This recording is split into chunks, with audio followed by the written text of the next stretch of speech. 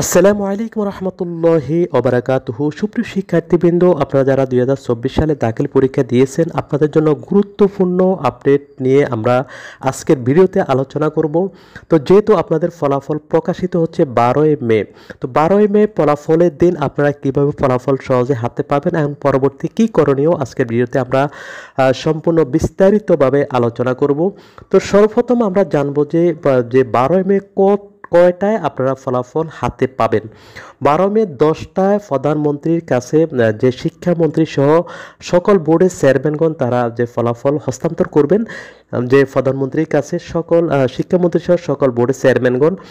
এরপরে অর্থাৎ যেহেতু ওই সময় হস্তান্তরের পরে কিন্তু যে অনলাইনে আপনারা কিন্তু পাবেন না, পরবর্তীতে 10:30 অথবা 11টার দিকে আপনারা কিন্তু যে ওয়েবসাইটে প্রবেশ করবেন। ওয়েবসাইটে প্রবেশ করার পরে তো কিভাবে ফলাফল দেখবেন, সরাসরি আমাদের যে ভিডিও রয়েছে, ভিডিওর লিঙ্ক আমরা দিয়ে দিব এবং ভিডিওর মধ্যে লিঙ্ক আছে, যেখানে ক্লিক করে আপনারা সরাসরি ওয়েবসাইটে চলে যাবেন। সেখানে আপনারা আপনাদের গুরুত্বপূর্ণ তথ্যগুলো দিয়ে আপনারা সেখানে যেমন বোর্ড পাশের সন, এরপরে রোল নাম্বার, রেজিস্ট্রেশন নাম্বার, এগুলো পূরণ করে আপনারা কিন্তু সরাসরি ফলাফল হাতে পেয়ে যাবেন নাম্বার সিট সহ।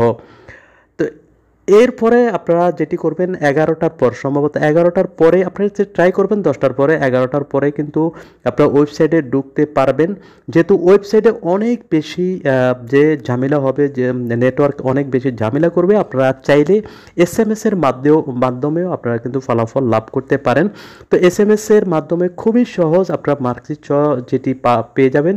তো সেই ভিডিওটি আমরা আমাদের ভিডিও ডেসক্রিপশনে দিব, যাবতীয় যে আপনারা কীভাবে ফলাফল পেতে পারেন SMS এর মাধ্যমে, অনলাইনের মাধ্যমে, মাদ্রাসা বোর্ডের ওয়েবসাইটের মাধ্যমে। এরপরে আপনারা যদি কাঙ্ক্ষিত রেজাল্ট না হয়, আপনি যদি ফলাফল পাওয়ার পর আপনি যদি দেখেন যে আপনার কাঙ্ক্ষিত রেজাল্ট হয়নি, অর্থাৎ আপনার A+ আসেনি, অথবা আপনার ফলাফল খারাপ হয়েছে, অথবা আপনার কাঙ্ক্ষিত ফলাফলটি আসেনি, তাহলে আপনারা মাথা ঠান্ডা করে সিদ্ধান্ত নেবেন। অনেকে কিন্তু আপনাদেরকে প্রলোভন দেখাবে রেজাল্ট পরিবর্তনে, কিন্তু এগুলো কিন্তু সঠিক না। আপনাদেরকে যে ফলাফল প্রকাশের একদিন পরে কিন্তু বোর্ড থেকে জানিয়ে দেওয়া হবে বোর্ড চ্যালেঞ্জ করার জন্য। তো বোর্ড চ্যালেঞ্জ করার নিয়ম আমরা কিন্তু নিয়ে একটি ভিডিও দিব।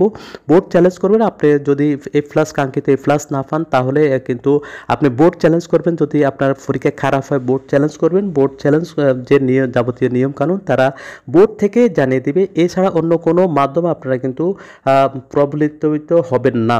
আপনারা বোর্ড চ্যালেঞ্জ করবেন, তাহলে কিন্তু আপনারা আপনাদের কাঙ্ক্ষিত ফলাফলটি আপনারা ফিরে আনতে পারবেন। এবং এই ক্ষেত্রে কারোর সাথে আপনারা কিন্তু যোগাযোগ করবেন না, অন্য কোনো মাধ্যমে যোগাযোগ করলে আপনারা কিন্তু প্রতারিত হবেন, এতে কোনো সন্দেহ নেই।